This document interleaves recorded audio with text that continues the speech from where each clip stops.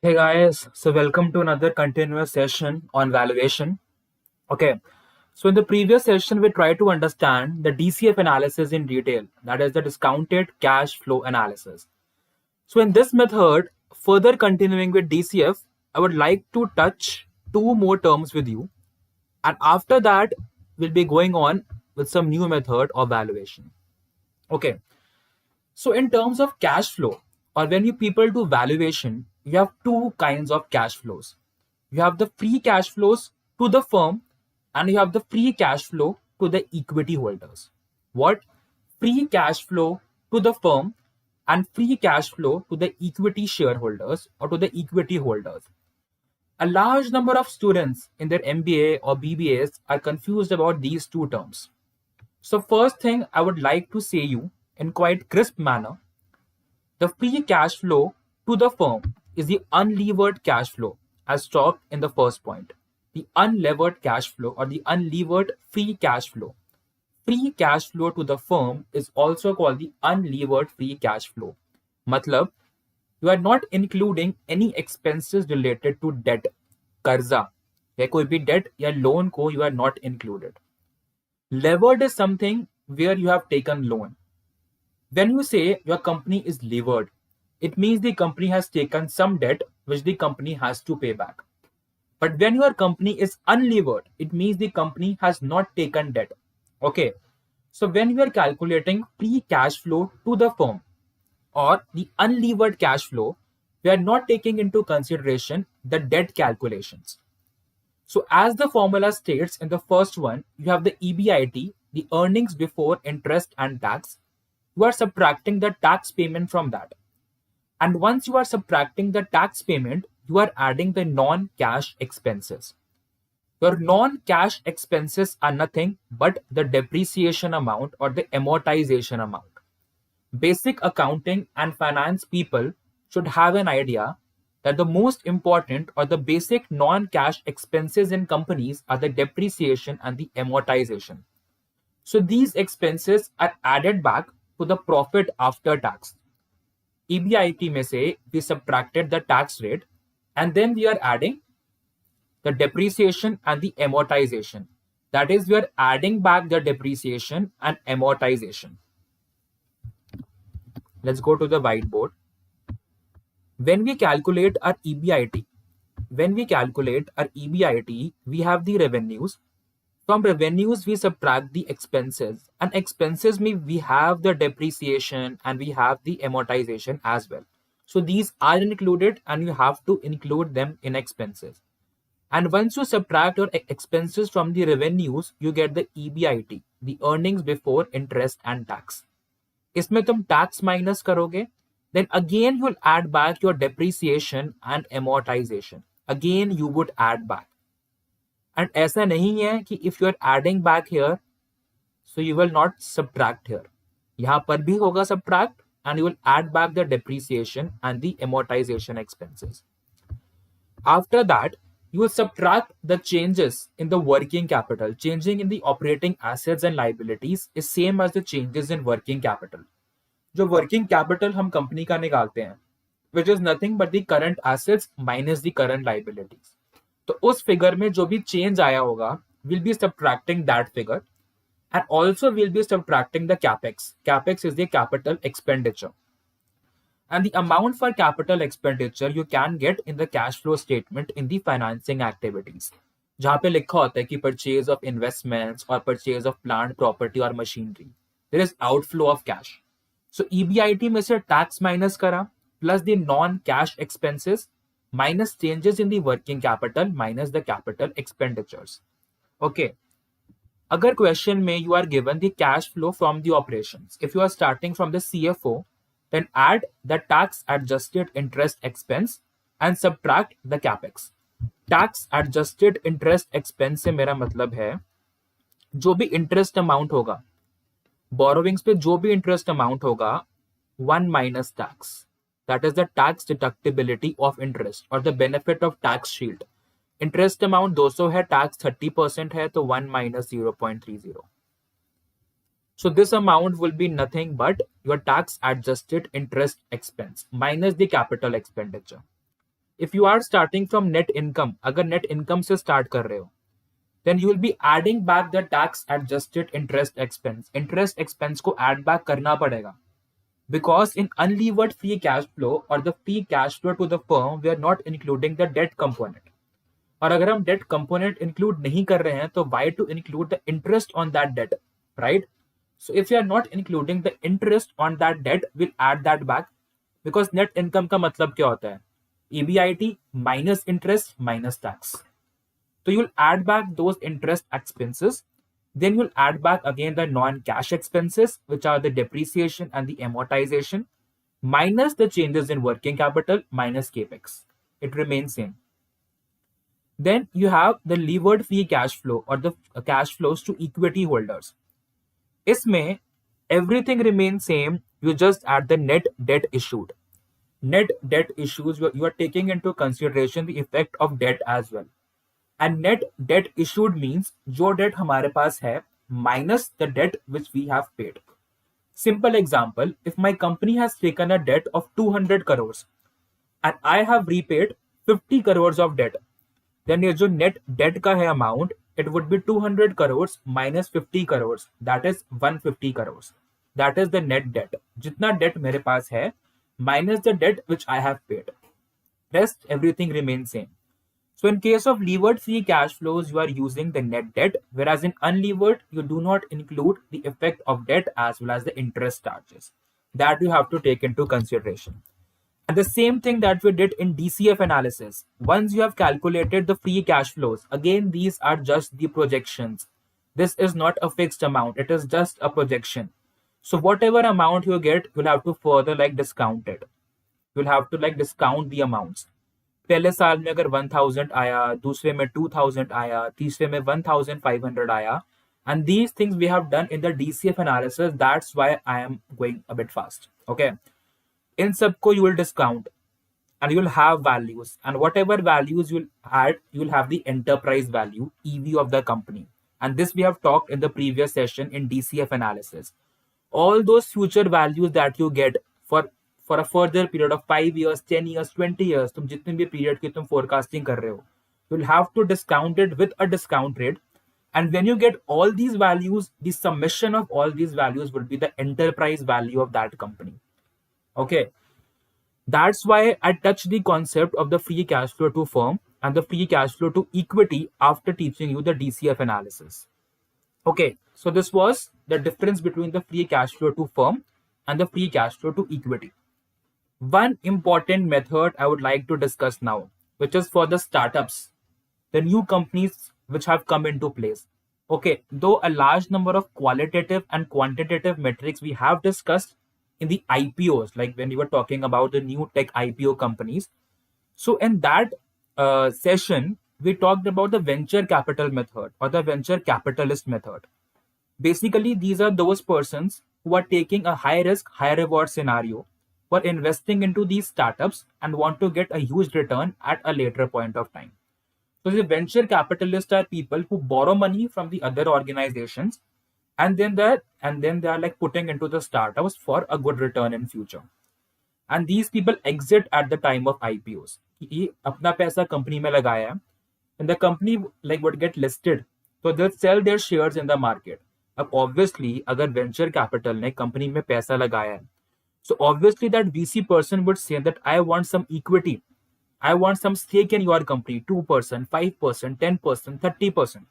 So in return of that stake, that person or the VC would be giving the startup company a certain amount of money. अब VC ने उस startup company में invest करा है. Now again the VC also wants the money back because VC ने भी तो कहीं से पैसा लिया है. So either the company अगर IPO में list नहीं होती, so either the venture capitalist would say to buy back the shares की कंपनी वापस शेयर खरीद लें, या उस वेंचर कैपिटलिस्ट को उनका पैसा कैसे भी करके डेट लें, कर्जा लें, जो करें उनका पैसा वापस कर दें, या through the initial public offering the venture capitalist will offload their shares in the market, offer for sale कर देंगे, एंड उससे जो पैसा आएगा the venture capital would take money and exit the company. So इसमें you need to calculate how to analyse the venture capital. Venture capital की calculations कैसे होती हैं.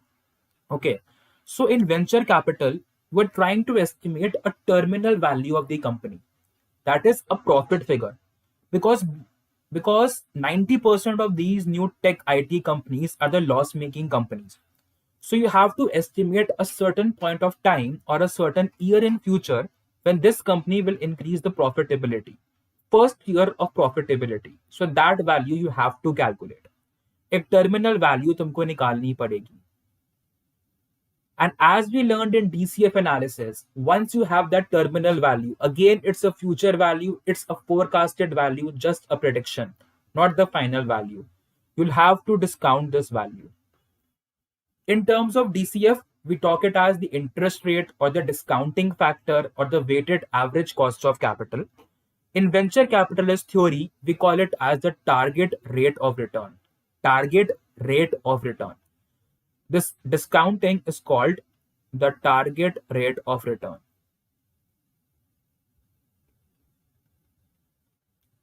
So what is venture capitalist doing? It is trying to project the first positive figure that the company has, या future में जो company के पास होगी, then it tries to discount that figure कि आज उस future value की present value कितनी है. ठीक है? So they try to do it on the basis of this. ठीक है, तो इसके बेसिस पे एक सिंपल एग्जांपल हम लेते हैं. Let's try to take a simple example and calculate it.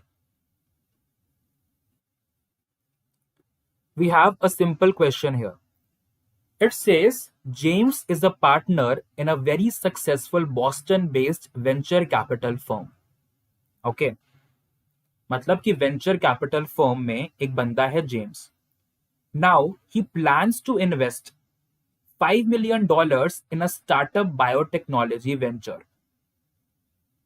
50 lakh rupees he is investing in a startup. So James is a partner or is a person belonging to the venture capital firm. Biotechnology एक startup है. Now he is investing $5 million into that biotechnology firm. Okay. And must decide what share of the company he should demand for his investment. Obviously, if a venture capital is supplying money into a startup, he would demand a certain money. कुछ share दो मुझे company के, right? Then the question says कि projections he developed with company management show the net income in year 7 of 20 million. अब इसने क्यों बोला है in year 7? That is a projection. That is a terminal value. Because 90% of the startups are loss making at present. So you will try to predict a future positive value of future. So James को लगता है जो venture capital firm में काम करता है या partner है जो भी है, he thinks in the 7th year from now the company will have a positive net income of 20 million. Okay. The few profitable biotechnology companies are trading at an average PE of 15. Okay. मतलब same companies which we talked about in relative valuation, right? In relative valuation, when we were comparing our company with a similar company within the same industry, right? तो industry का same sector में PE चल रहा है 15 का. Okay, so we can say जो venture capital method है, it uses both the DCF analysis, the discounted cash flow analysis, and also the method of relative valuation as well. Okay. अब company जो startup company है उसके पास currently 5000 shares हैं. ठीक है, आगे का क्वेश्चन हम बाद में देखते हैं, पहले हम इतना सॉल्व करते हैं. ठीक है, तो अब हमें टर्मिनल वैल्यू, एक टर्मिनल वैल्यू हमको निकालनी है, फाइनल टर्मिनल वैल्यू.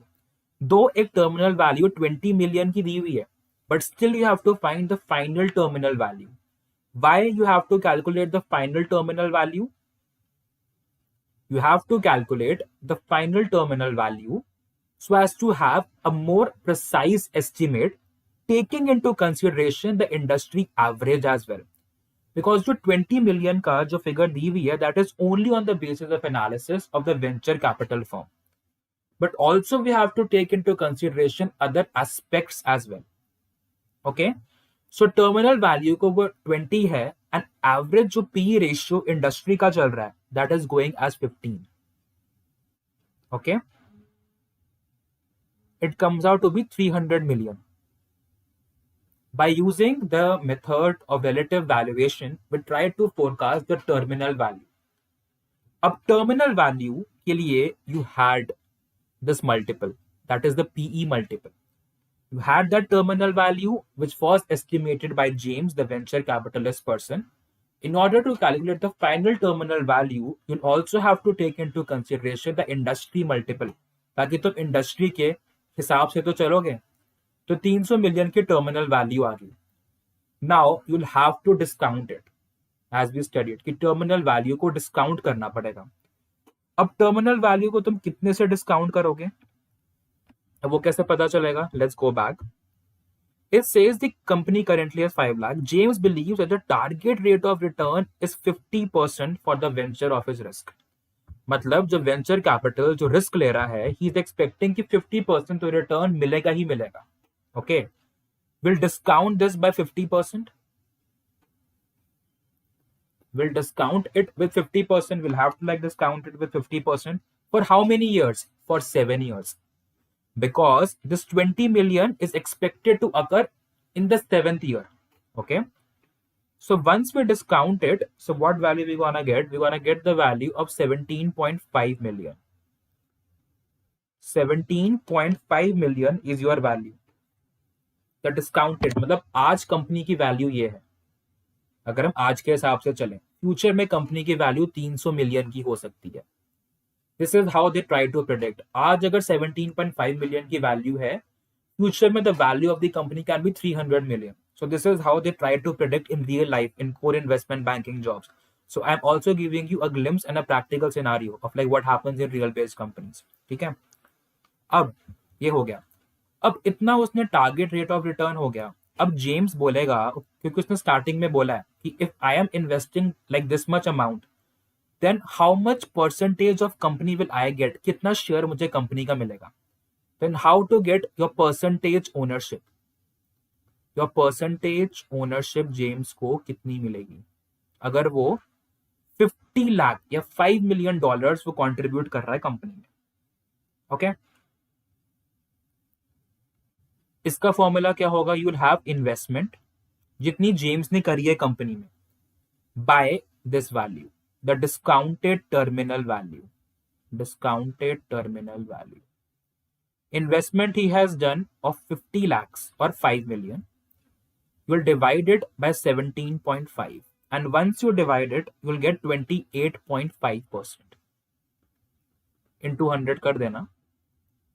मतलब ये है कि if James is contributing 50 lakhs or 5 million in the company, he'll be getting at least 28.5% stake in the company on the basis of his investment, because investment के basis पे stake मिलता है.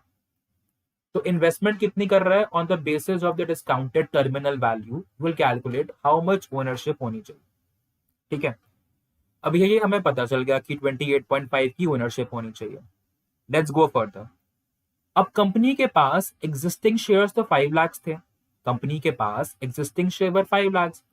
अब कोई बाहर से पैसा इन्वेस्ट कर रहा है तो obviously the company would have to issue some new shares, ताकि एग्जिस्टिंग 5 लाख शेयर्स तो कंपनी के पास रहे ना. Then how to calculate these new shares in the company? Okay. Existing shares कितने हैं? 5 lakh. How to calculate the new shares? 1 minus 28.5%. An additional 2 lakh shares would be issued. 5 lakh तो थे additional. कितने existing shares issue करें? Taking into consideration James का company में कितना share है. Total company has 100. The value of the company is 100. 28.5% James has taken. Common sense and बहुत आराम से चलते हैं. एग्जिस्टिंग शेयर्स कंपनी के पास 5 लाख थे. ठीक है, उसमें से 28.5% is going to the venture capital. तो अगर 28.5% तो वेंचर कैपिटल को जा रहा है, but what the company wants, the company wants even after giving 28.5% to venture capital, the company should still have 5 lakh shares with it. वो 28.5% 5 लाख से नहीं कटना चाहिए. तो एडिशनल शेयर्स कितने करें issue to satisfy that venture capital? So 100 में से वी सब्ट्रैक्टेड 28.5% और 1 में से that is the total we subtracted 28.5 जो हमने लाइक वेंचर कैपिटल को दे दिया। जो बचा हुआ अमाउंट है दैट इज विद अस। तो उस अमाउंट को 5 लाख तक रखने के लिए how many new shares we should issue? तो वेंचर कैपिटल के स्टेक को माइनस करके इतने additional shares you should have. अब न्यू शेयर्स इशू कर रहे हैं तो शेयर्स का प्राइस कितना होना चाहिए, राइट? न्यू शेयर्स इशू कर रहे हैं तो शेयर्स का प्राइस कितना होना चाहिए? So the price would be investment जितनी करी है उस वेंचर कैपिटल ने, ठीक है, divided by the additional shares. Investment करी थी 50 लाख की, एडिशनल शेयर्स हैं 2 लाख के, तो 25 रुपए का शेयर हो जाएगा, हाँ 25 rupees per share. Why we have taken the investment made by that person? Because जितने शेयर्स मार्केट में होंगे, जितने फ्लोट होंगे, उतने शेयर्स की वैल्यू भी चेंज होगी, right? The more the number of shares, the price of share would come down. The lesser the number of shares, the price of shares would go up. Okay, so this thing you need to take into consideration. Okay, that is one thing you must have idea about. So price per share हो जाएगा 25 रुपए का share, ठीक है? So let's erase all this now.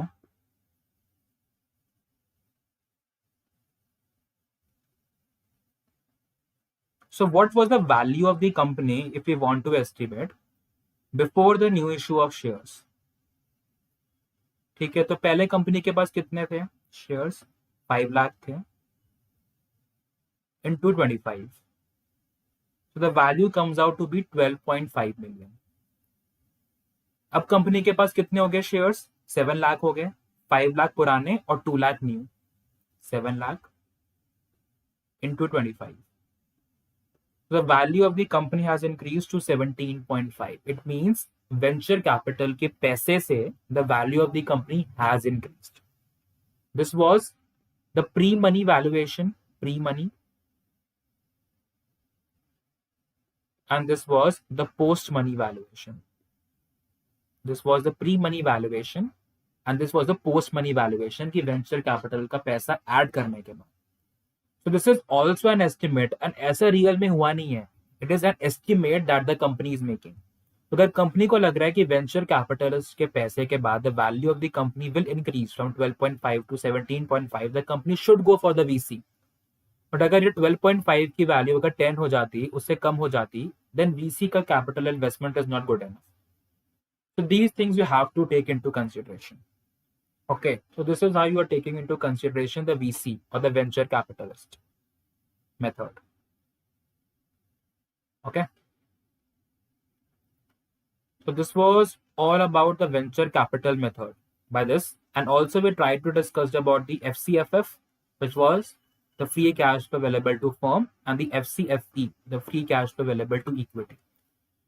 So this method of venture capitalists was a combination of DCF and relative valuation. So all these things you need to take into consideration while doing the venture capital method. Okay. So this was all for today, like these two topics. In the further session, we'll be coming up with more on valuation and also talking about the different instruments to invest in market. Okay. So that's all.